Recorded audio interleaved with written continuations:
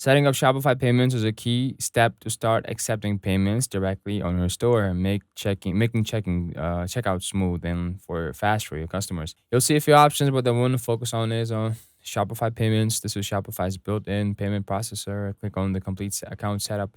Shopify will ask you to fill out some important info like your business details, banking info, and personal identification to verify your identity. This is required to you enter matches your official documents and bank account exactly to avoid delays. After you submit everything, Shopify Payments will activate and you will be able to accept credit cards like Visa, MasterCard, and even Apple Pay or Google Pay. If Shopify payment isn't available in your country, you'll need to pick a third-party payment provider from the list Shopify offers.